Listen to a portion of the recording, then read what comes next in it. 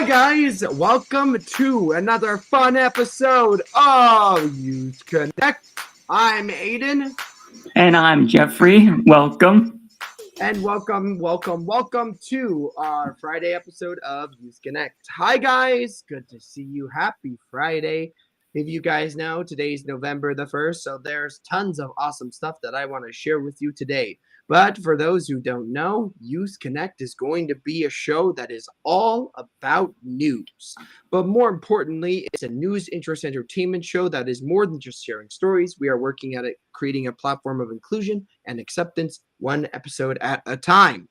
I will say in advance, it is just going to be me and Jeff on live, I guess I should say. It's going to be me, Jeff, live. But we have videos for Kevin and Logan, so don't worry. You're going to get your interesting fact and some cooking knowledge. It's going to be a fun show. Don't forget, there's also some video game news and, of course, some live music. It is a boatload of stuff, and I know that you guys are going to absolutely love Youth Connect.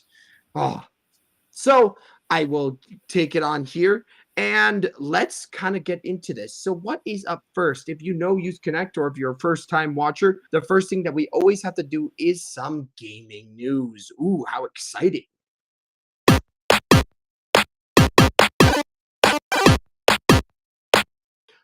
Oh, why, hello again.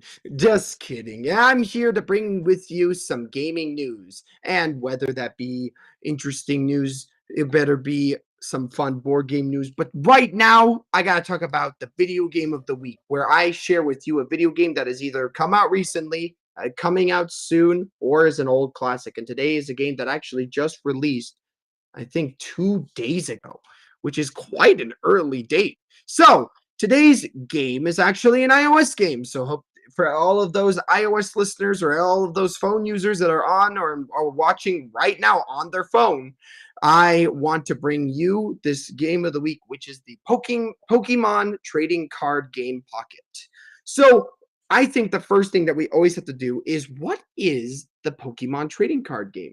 So, this actually started in 1996. The Pokemon trading card game is based on the introduced in the world of the Pokemon video game series.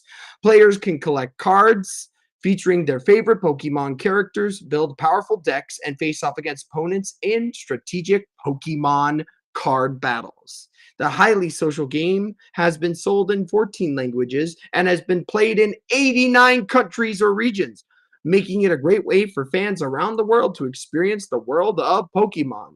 And introducing Pokemon Trading Card Game Pocket. So I've always thought to myself, it's kind of hard to get into Pokemon and the trading card game series. So you can experience the fun of collecting Pokemon trading cards with the Pokemon Trading Card Game Pocket, an or technically already released iOS and Android. So don't forget, iOS and Android users, created from Creatures Incorporated, the original developers of the Pokemon TCG and Dinaco, I should say, or DENA for a more longer term. In this game, you'll be able to open 2 booster packs every single day at 0 cost. And you can collect digital cards featuring nostalgic artwork from the past, as well as brand new cards that are exclusive to Pokemon Trading Card Game Pocket.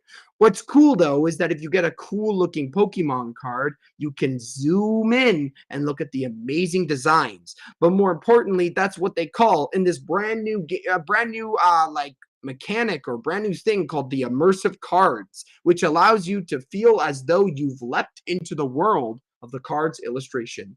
So if you've ever wanted to learn how to play the Pokemon trading card game, or you love collecting Pokemon cards, I know I am a big fan of collecting Pokemon cards, I think that this app is for you. It's not really a game. It's more so well, I guess it is a game. If you can play it, it's a game, technically. But it is definitely something I'm going to have to check out to learn how to play. And you can show off your cards. I definitely saw my sister and my dad talking about all their cool cards that they got. And honestly, I think it's great. It has a 4.8 star review on it, which is actually incredible for a mobile app. And it kind of keeps its honest word of having 2 booster packs every day at zero cost, which is incredible. No microtransactions for that part, but there are microtransactions, obviously. But thankfully, you get 2 booster packs and no money required, no subscriptions or anything like that. Just fun collecting cards. Anyways, I hope that you check out Pokemon Trading Card Game Pocket. And next up is going to be Kevin with some all important news, but more importantly, the fan favorite interesting fact that's going to be shared. What is it going to be?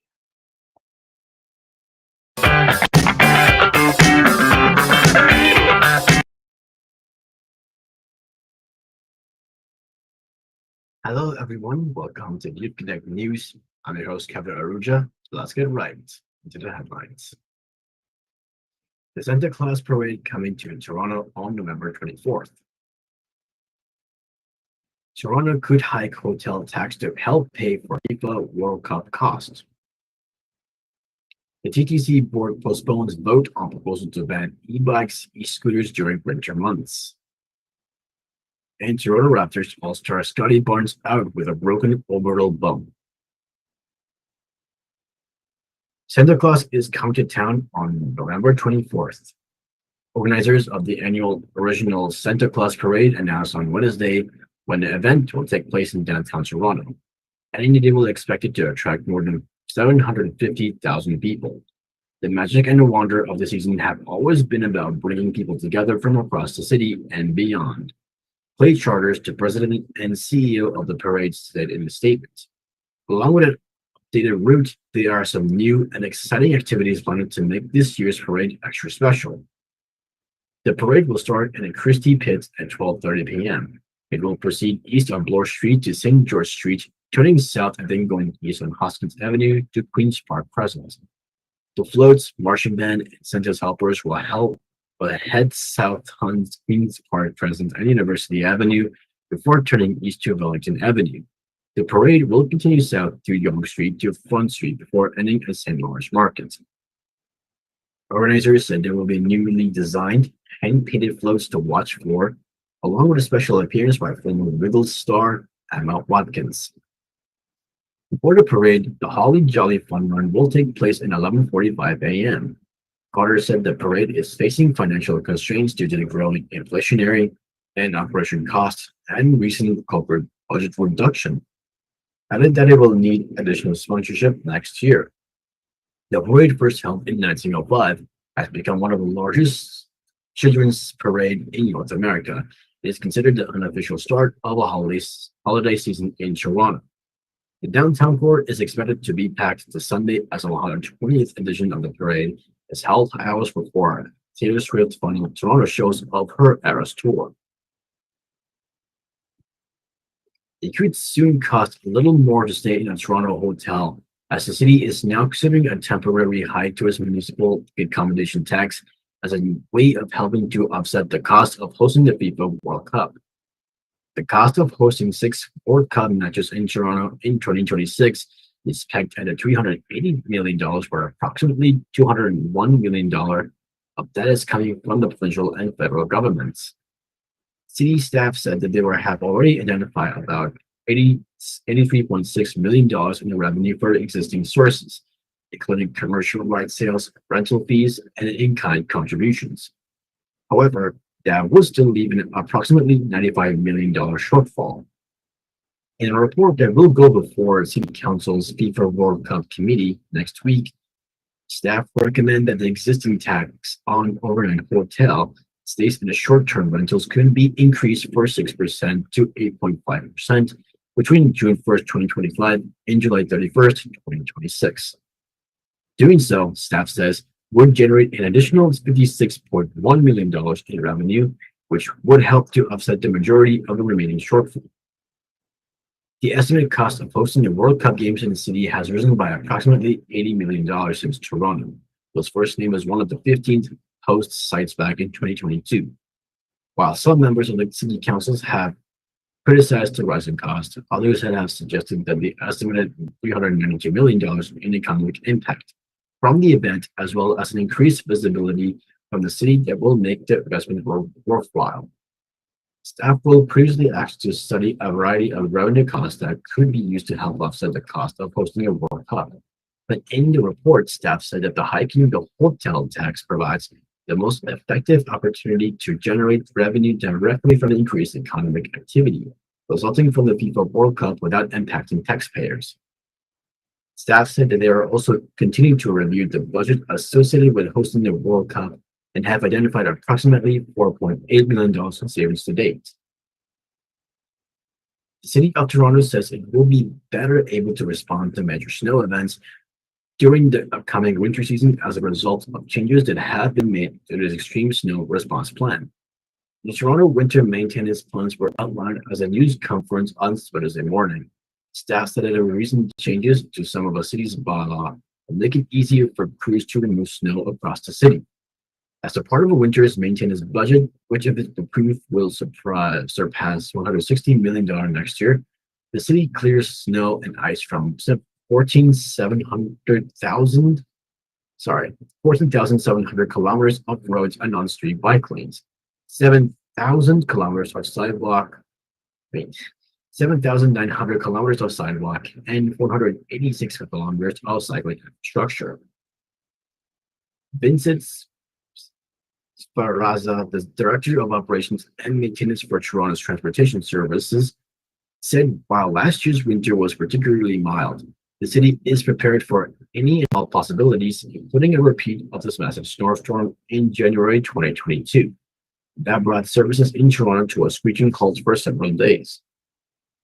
He said some bylaws have been amended to allow the city to take action before the snow begins to fall. Bylaw changes now means the general manager of transportation services also has the authority to shut down the road for approximately 24 hours to allow crews to haul out mountains of snow. The city is also in the process of revising the snow removal plans to align with principles of equity, mobility, access, safety, and operational efficiencies. And in sports news, the All-Star forward Scotty Barnes is out with an infrastructure right orbital bone. The Toronto Raptors says Barnes' injury will be reevaluated in 3 weeks' time. Barnes took an elbow to his eyes from Denver Nuggets center Nikola Jokic with 24 seconds left in the fourth quarter in Monday's game. The Nuggets went on to complete the comeback with 125 overtime win over the Raptors. Barnes is averaging 19.2 points, 7.8 rebounds, 6 assists, and 2 steals over 4 games this season. He was named to his first All-Star team last campaign, behind career heights of 19.9 points, 8.2 rebounds, and 6.1 assists. Barnes broke a finger against the Golden State Warriors on March 1st and missed the rest of the season after he had surgery to repair it. Toronto has had to deal with numerous significant injuries early in 2024-25. Starting point guard Emmanuel quickly misses the 3rd game on Monday after sustaining a right pelvic contusion in Toronto's season opener. Wingman RJ Barrett's returned on Monday after missing the first 3 games of the season with a sprained shoulder. In today's weather forecast, we got cloudy this afternoon. The temperature is now 9 degrees. And tomorrow it will get mainly sunny. The temperature will be 8 degrees. And now moving forward for an interesting fact, we're going to talk about daylight saving time. Yes. Daylight saving time, or DST for short, it also referred to as daylight savings, is the practice of advancing clocks to make better use of a longer daylight available during the summer so that darkness falls at a later clock time. The typical implementation of DST is to set clocks forward by 1 hour in spring or late winter, and to set clocks back by 1 hour to standard time in the autumn. DST is not usually observed near the equator, where sunrise and sunset times do not vary enough to justify it.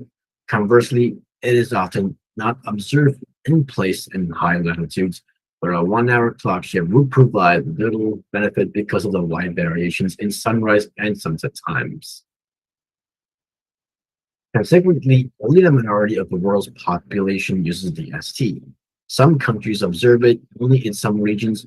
For example, it is observed by 4 Australian states and 1 territory, and by all states in the United States except for Hawaii and Arizona. The first implementation of DST was by Port Arthur in 1908, but only locally, not nationally. The first nationwide implementations were by the German and Austro-Hungarian empires, both starting on 30th April 1916. Since then, many countries have adopted DST at various times, particularly since the 1970s energy crisis. And I have 6 interesting facts about daylight savings time. The first fact is it's daylight saving time, not daylight savings time. While it is common to hear people say daylight saving time or just daylight savings, the correct term is daylight saving time. There is a grammatical reasons for keeping saving singular, but you can also think of this way. The second fact is it wasn't implemented for farmers either. That the practice originated to benefit farmers.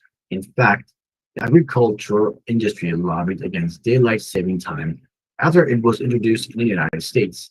Many farmers continue to expose the practice, which can disrupt farm work. For example, dairy cows expected to be milked at the same hour each day, regardless of what the clock says. Third fact is Germany was the first country to implement daylight saving time. Germany implemented daylight saving time in 1916 to save fuel during World War I.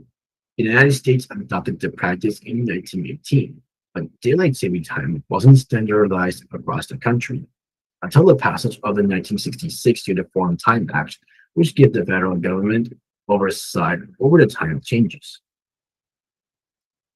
Fourth fact is it's not a worldwide or even nationwide phenomenon.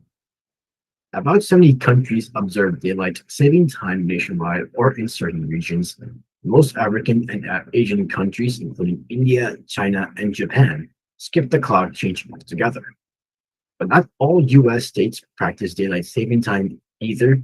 Hawaii and Arizona are on a permanent standard time, as are Guam, American Samoa, Puerto Rico, and Virgin Islands. The big fact is it has an impact on your health. Losing an hour of sleep each March can take a serious toll on your well-being. The shift to daylight saving time has been linked to an uptick in heart attacks, strokes, fatalities, and workplace injuries. And some sleep experts have called for an end to springing forward altogether. And the last fact is, in the last few years, 19 states have either enact legislation or pass resolutions to stick to daylight saving time year round. But implementing this change would require an update to federal law. Under the Uniform Time Act, states can either observe daylight saving time as currently practiced or stay on center time year round, meaning there's no easy shortcut for those hoping for a permanent shift forward. In March 2023, the Sunshine Protection Act was proposed in both the House and Senate to eliminate changing the time in spring and fall. However, it has not been presented to Congress this year. With that, we come to the end of my segment, or with that, we come to the end of my segment to name for next week's news, weather, and your favorite interesting fact. It's Kevin Aruja, and it's back to Aiden.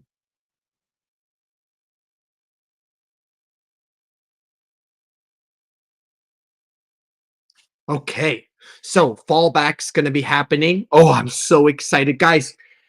That means we get an extra hour of sleep. And honestly, I think I need that extra hour. Definitely will keep me well rested. And that also means that technically I'm going to be waking up an hour earlier. So, how interesting is that? I think it's awesome. Now, Jeff, do you think that having that extra hour is going to be awesome? Like an extra hour to sleep, an I extra hour? think it's going to be really awesome.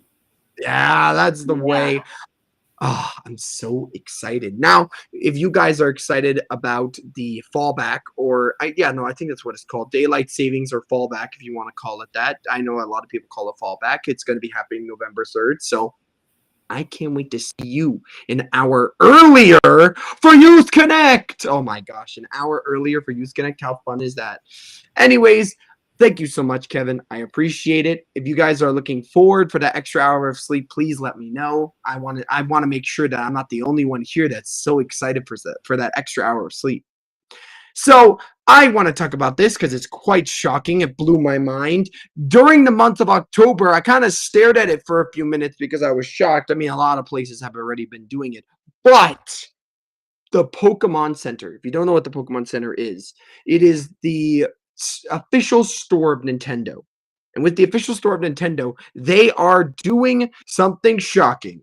That now that Halloween is over, the Pokemon Center is ready to be sharing some stockings and ready to get that kind of Christmas decorations already at that end of year celebration.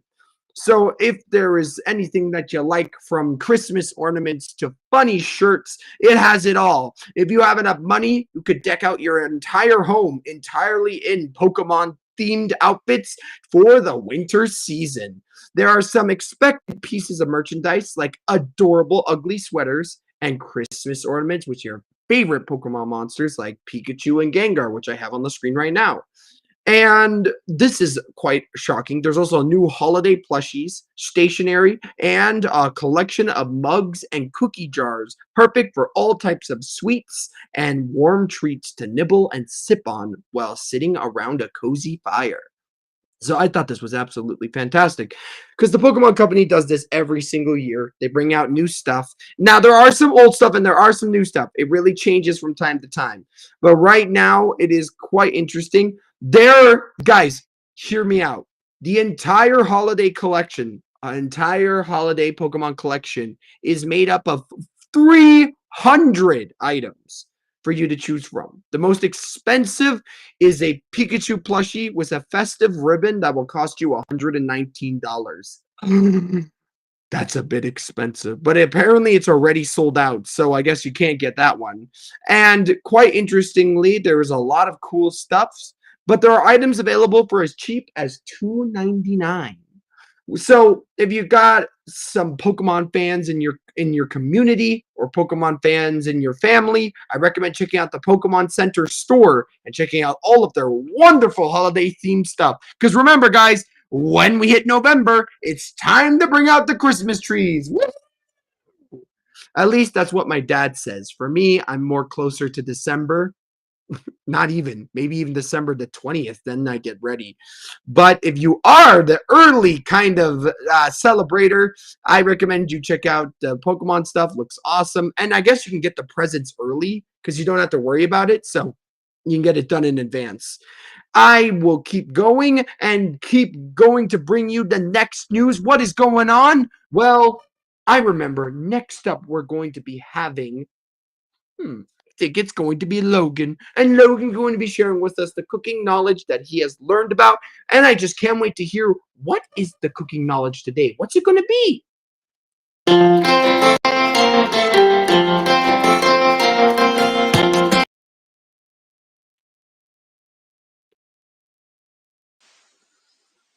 Hello, Youth Connect. I am Logan.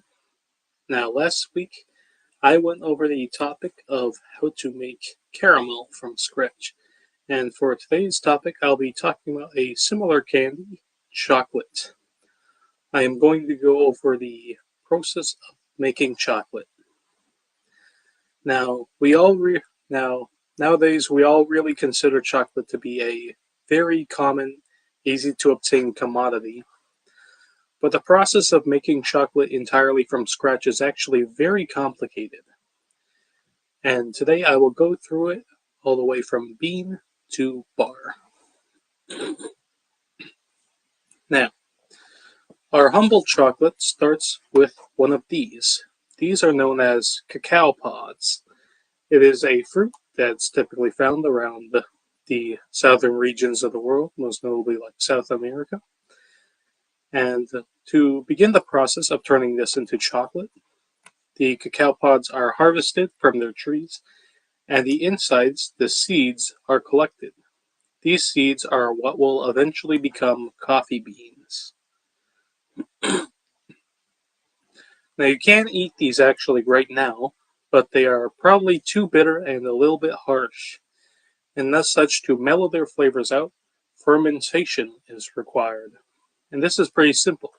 All you have to do is just spread the beans out over like a sheet pan and let it sit out in the sun for about a week to ferment. Now from there, the cacao beans are then roasted at a very low heat until they eventually become a deep brown color like these. These are roasted cocoa beans, and you probably recognize them a whole lot more than what I showed before. And this helps achieve the final flavor of chocolate. So from here, the exterior of the roasted beans are removed, and the center of the beans, which are known as the nibs, are extracted. These are the nibs over here. They're basically just what's inside the bean, and they are what goes into chocolate. So from there, the nibs are ground into a fine powder with a special chocolate grinding machine known as a mélanger, and this is what it looks like. Now you can see here that the chocolate inside that the nibs appear to be melted already. And that's because the process of grinding the nibs down creates a lot of heat, and that heat causes the nibs to melt into a chocolate-like liquid. And so from there, sugar and milk is typically added to round up the taste. And then from there, the chocolate can then be poured into molds and allowed to set, and that makes a humble chocolate bar. Now, before I leave, you probably know that there are a bunch of different types of chocolates, most notably 3 different types. There is milk chocolate, dark chocolate, and white chocolate. And I decided that before I leave, I should probably explain the differences between the 3 of them. Now, dark chocolate is probably considered the purest form of chocolate. It contains no added milk and is characterized by having at least 50% cocoa mass, typically higher. Basically, what cocoa mass is the amount of chocolate compared to other ingredients that are in the bar. So basically, 50% cocoa mass means that 50% of the weight of the chocolate bar comes from the actual chocolate that was processed by the cocoa nibs. Now, milk chocolate, on the other hand, would contain far less cocoa mass, less than 50%. And as such, it has a lot of added sugar and milk to account for the rest of the weight. And this is why milk chocolate is typically a lot sweeter and richer than dark chocolate, which can be a bit more bitter. Finally, there is white chocolate. Now, white chocolate is a little bit more advanced to make. It's actually a very sophisticated process. Now, basically,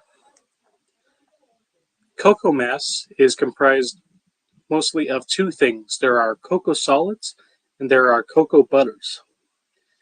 And so through a very advanced pressing process that is far too difficult for me to really explain, the cocoa butters and the cocoa solids are separated, and the white chocolate only contains the cocoa butter, as the solids are what typically contain the brown color of chocolate. And so this is why white chocolate is white. Anyway, I think that just about wraps up my little lesson on chocolate. Thank you all for listening, and back to you, Aiden.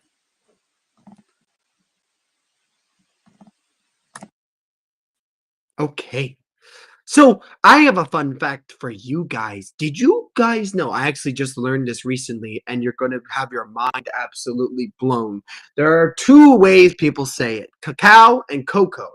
But did you guys know that technically both ways are actually the correct way to say it? I know, crazy. So before cacao becomes cocoa, they are cacao pods, and then they are roasted, and then they're grinded into cocoa powder.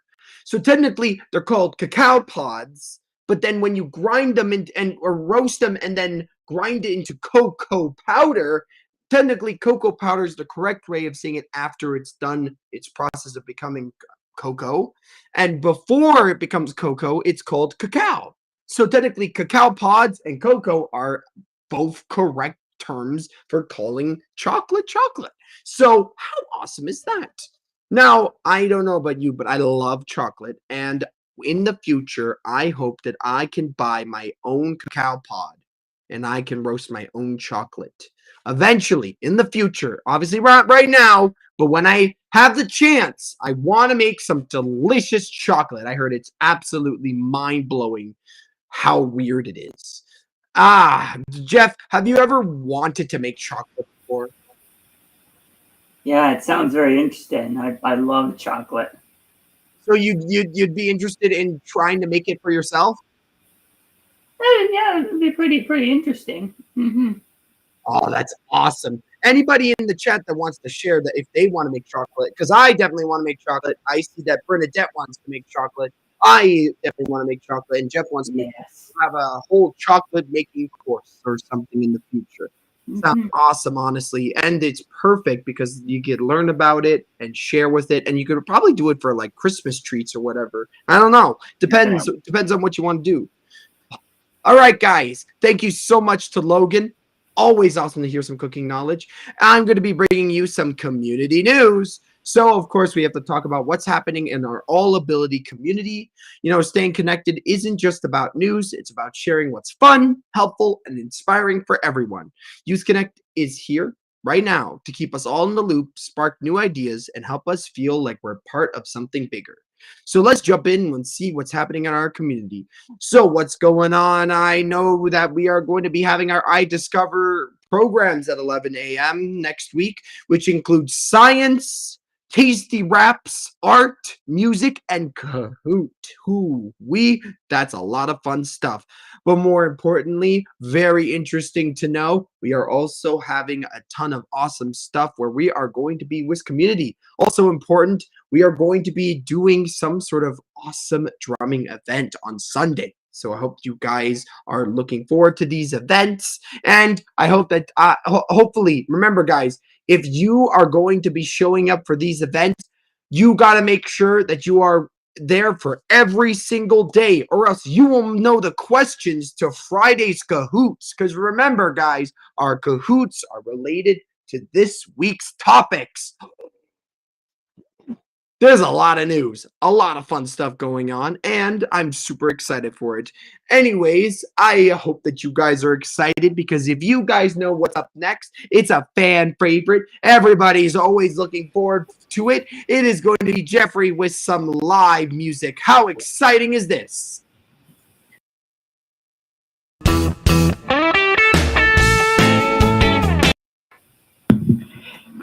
Hello, everybody. Hope you're ready to get up and dance.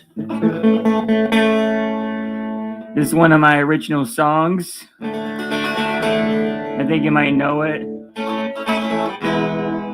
Makes you want to wiggle and jiggle. Put it all together, you have Jelly Roll.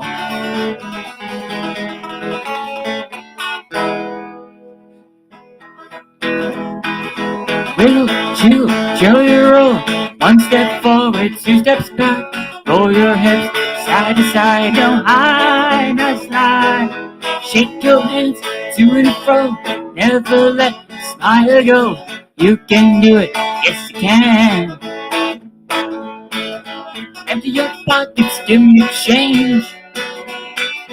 I'm gonna fake, rearrange, go high, no slide. Will you chill, roll? One step forward, two steps back.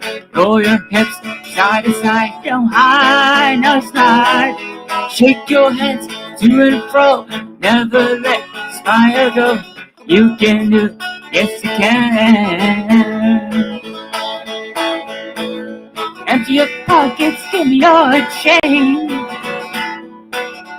I'm gonna fake and rearrange. Be the best you can be. Let me hear you say it. You know you wanna wiggle, jiggle, roll. One step forward, two steps back. Roll your hips side to side, on high, now slide. Shake your hands to and fro, and never let the smile go. You can do it, yes you can.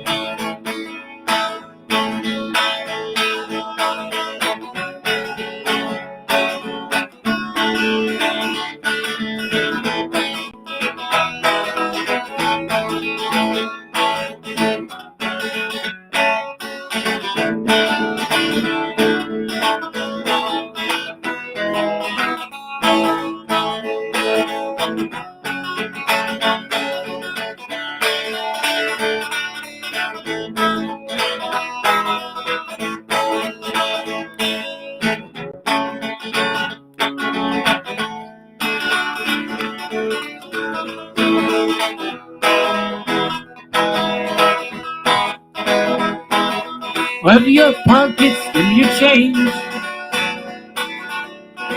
Every got faith, rearrange. Your highness lie with a jiggle, jelly roll. One step forward, two steps back. Roll your hips side to side, on high, now slide. Shake your hands to and fro, never let your smile go. You can do it, yes you can.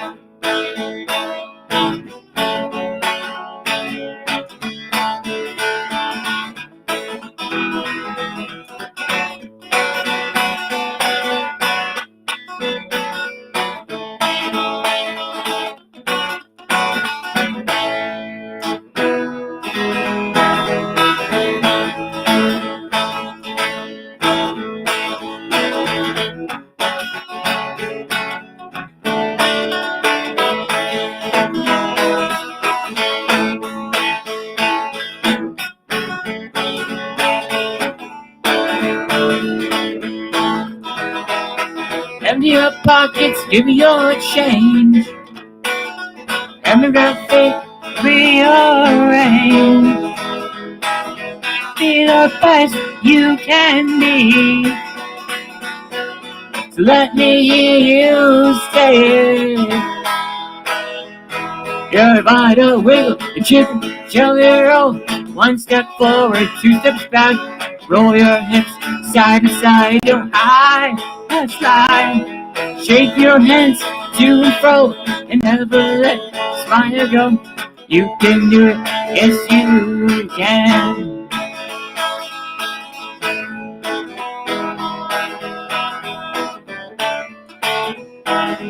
Empty your pockets, give me a change. I'm a grab faith, rearrange. Go high, now slide. Woo!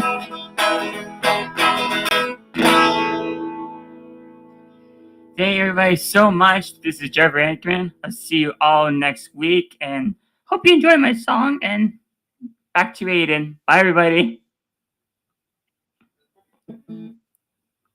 All right. How awesome is that? A fan favorite song. And Jeff, I like how you put a little bit of a spin on it. It definitely was a different type of beat. I appreciate that.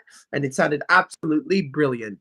All right, guys. I hope that you liked this episode of Youth Connect. If you did like Youth Connect, you need to do a few things for me. You need to like, comment, and subscribe. Don't forget to click the notification bell. That's the way, Jeff. I hope that you guys have an amazing weekend. You know what? I'll see you guys, some of you guys on Sunday, and I hope that you guys have a great rest of your day. You know what? It's going to be fun. It's going to be exciting. It's going to be tons of fun things to do next week. And I know I got a ton of work to do next week, but this is the end. I will catch you later, and we will see you next Friday.